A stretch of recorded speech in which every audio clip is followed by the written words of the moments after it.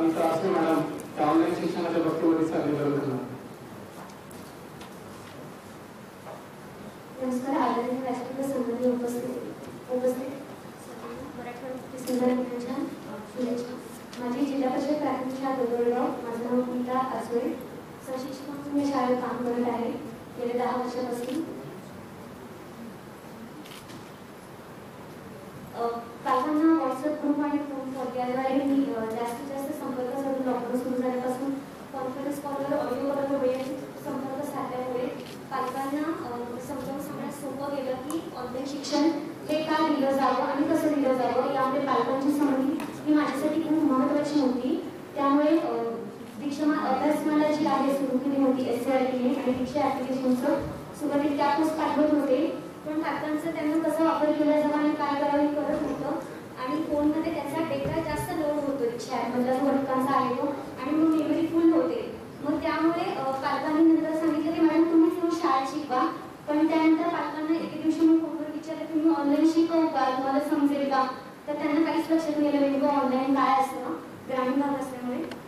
त्यानंतर मी त्यावेळेस फक्त पालकांची म्हणजे मानसिकता राहिली. सफरजगाची ही लेख मला सुटली.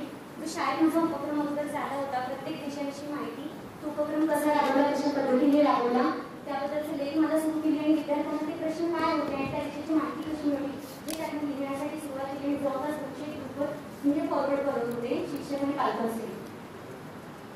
मग पुन्हा 15 जूनला शाळा सुरू होण्याच्या दिवशी मी गुगल मीटवर ऑनलाईन कसं घ्यायचं गुगल नुकताच लॉन्च झाला होता आणि कॉलवर स्क्रीनशॉट वगैरे पाठवून व्हॉट्सअपवर स्क्रीन पालकांना आणि विद्यार्थ्यांना तसंच जे गावातील सुशिक्षित मुलं आहेत जो तरुण वर्ग आहे त्यांना फोनवर सांगावं लागायचं की माझ्या मुलांना मदत करा म्हणून. आणि अशी विनंती केल्यानंतर आमच्याकडे रोज एक विद्यार्थी गुगल मीट जॉईन करायचा आणि त्यांच्या वेळेप्रमाणे कॉल करायचे. मग एके दिवशी मी त्यांना आठवड्यापर्यंत सांगितलं की आपण ना एका वेळेलाच मी लागली कारण पूर्ण वेळ प्रत्येकाला वेगळं शिकवू शकत नाही. मग त्या पद्धतीने पहिलं सुरुवातीला 2 विद्यार्थ्यांनीच क्लास जॉईन करण्याचा प्रयत्न केला गुगल मीटवर. अशा पद्धतीने ही संख्या वाढत गेली आणि 2 जण एकत्र होते. गुगल मीटवर शिकवताना जे आपलं ई-बालभारतीची वेबसाईट आहे त्याच्यावर PDF डाउनलोड करून घेते आणि पुस्तकांतून शिकवण्यास सुरुवात केली. त्याच पद्धतीने PPT तयार केल्या आणि विद्यार्थ्यांना कशा पद्धतीने गृहपाठ लिहून पाठवत होते. तोपर्यंत विद्यार्थ्यांना पाठ्यपुस्तक मिळालेली आम्हाला खूप आनंद झाला. कारण पाठ्यपुस्तकं समोर आल्यानंतर विद्यार्थ्यांना अभ्यास करण्याची आणखी गोडी लागली. त्यानंतर पालक म्हणून बाहेर असायचे आणि मला त्यांना सांगावं लागायचं की तुम्ही जा आणि मुलांना फोन द्या. त्यामुळे शाळेमध्ये असे 20 टॅब होते जो टॅब क्लास मी केला होता. शाळेमध्ये CSR अंतर्गत विनोदराव इंजिनिअरिंग कंपनीकडून जे टॅब होते ते मी पालकांना घेऊन केले घरी आणि जे नंतरही आले स्टुडिओ प्रवेशित झाले त्याही विद्यार्थ्यांना टॅब दिले. आणि अशा पद्धतीने ऑफलाईन ॲप्स आणि काही ऑनलाईन ॲप्स विद्यार्थ्यांच्या मोबाईलमध्ये अगोदरच होते ते टॅबमध्ये. फक्त पालकांनी यामध्ये एकच विनंती केली होती की सिम कार्ड द्या आणि इंटरनेट पॅक टाकून द्या जे गावामध्ये जायचं नेट आहे. मी पण त्याच गावात असल्यामुळे मला माहीत होतं की जिओचं नेट येत नाही पण आयडियाचं चांगलं येतं म्हणून सगळ्यांना आयडियाचं आणि आईच्या नावाने अकाउंट ॲड केले आणि ही जी छापून आणि त्यामध्ये विद्यार्थ्यांचे फोटो त्यांना आणखी आनंद झाला. आणखी विद्यार्थी म्हणायचे की आम्हाला जॉईन करायचं आहे. याच्यामध्ये 12 विषय वेळापत्रक आम्ही वाटून घेतलं म्हणजे हे केलं होतं. 10:30 ते 10 या वेळेतच घेत होते मी. वातावरण मानसिक आणि सोशल संतुलन साधण्यासाठी व्हायचं काय की पालकांची मानसिकता नव्हती की आम्ही अभ्यास का घ्यायचा आणि तुम्ही आणि घेऊन जा तुम्ही या आणि गावात जा आणि करा. पण ते नेमकं मी दुसऱ्या गावाच्या असल्यामुळे मला तिथे जाता येत नव्हतं. मग पालकांनाच मानसिकता तयार केली की तुम्ही घ्या मुलांसाठी माझ्यासाठी तुम्ही घ्या मुलांना. आणि मग मी विचारायचे की तुम्ही काय घेतला मुलांचं. मी स्वतःहून फोन करायचे त्यांना. सकाळी क्लासरूम केल्यामध्ये आम्ही प्रत्येक प्रार्थना घेतो मुलांची. तोंडी सराव घेतो मुलांचा वाचन लेखन आणि त्याच्यानंतर जो एखादा छोटासा घटकच शिकवते मी. खूप मोठा घटक एका तासी घेतवत नाही. मग त्यानंतर प्रश्नोत्तरं घ्यायची. पालकांचे खूप मोठं सहकार्य करून पालक आजी आजोबा हे सगळे तास सुरू असताना शेजारी बसलेले असतात. मग मुलांच्या हातामध्ये हा फोन द्यायचा किती वेळ हे नंतर यायला लागलं कारण जे दुसरे होते ना गावातले मुलं ते ग्रुपवर टाकायचे की मॅडम तुमची मुलं बघा काय करतात त्याला. हा खूप त्रास होतो टॅब दिल्यानंतर. तर त्यावेळेस मी पालकांना खूप समजावून सांगितलं आणि विनंती पण केली की प्लीज तुम्ही जेवढा तासिक आहे आमचं मी तुम्हाला सांगते की 1 तास जास्तीत जास्त 1.5 तास आणि अभ्यास टाकताना एवढाच मुलांच्या हातात मोबाईल द्या तुम्ही.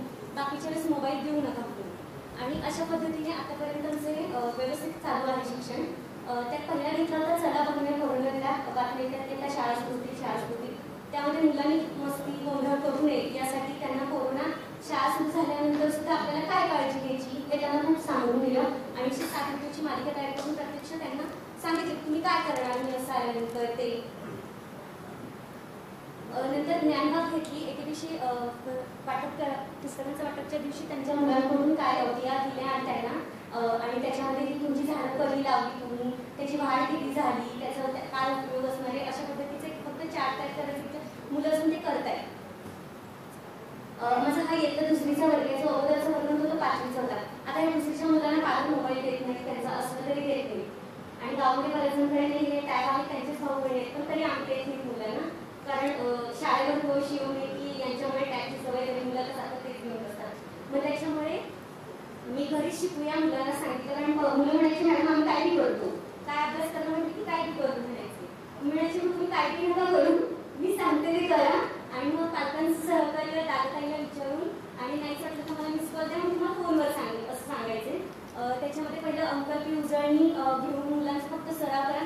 मी त्यांना एवढं सांगितलं 2रीचा अभ्यास नका तुम्ही आल्यानंतर घेईन, फक्त पहिलीचाच घ्या, त्याचीच उजळणी पहिलंच पुस्तक घेतलं तरी चालेल. मॅडम तुमचं इथे सगळे उत्तम चांगलं आहे, फक्त आता मॅडमला हे सांगा आता तुमच्या शाळेत किती मुलं आहेत आणि ऑनलाईन किती शिक्षण घेतात? माझ्या वर्गातले 20 विद्यार्थी घेतात आणि 100%? हो माझा वर्ग आहे. कारण मॅडम ते पुस्तकं आले होते ना त्यांनी मुलांना शिकवा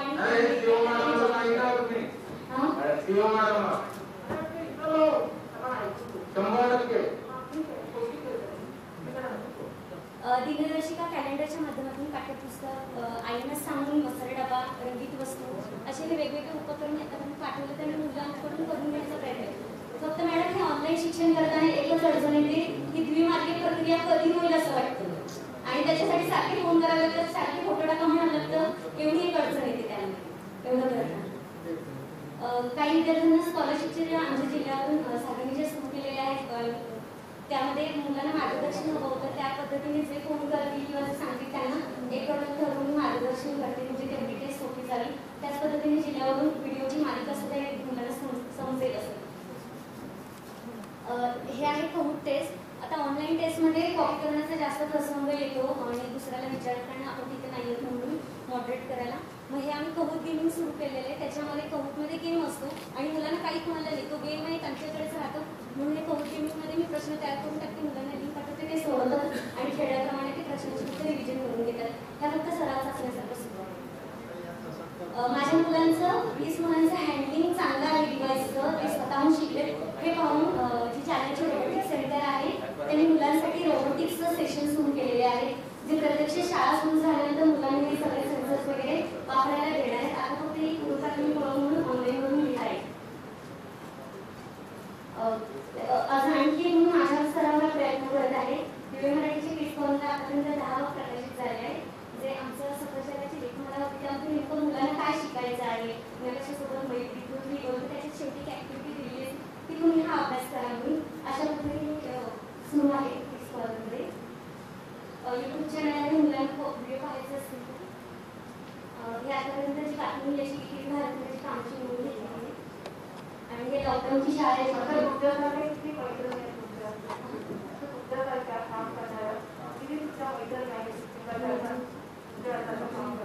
माझ्यासाठी काम करणार म्हणून 20-25 असतील, 20-25 माध्यमिकचे असलेले आहेत. गाव कुठलं आहे?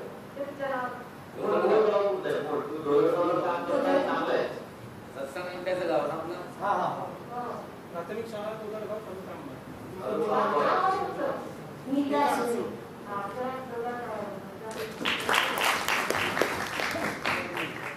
गाव नाही सांगितलं तालुका पाठवला.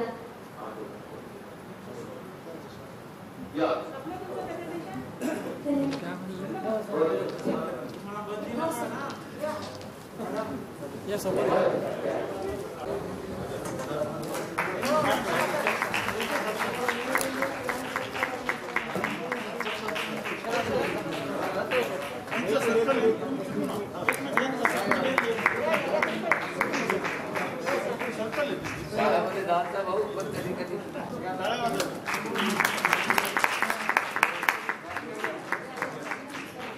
समोर या जात साहेब छान छान करत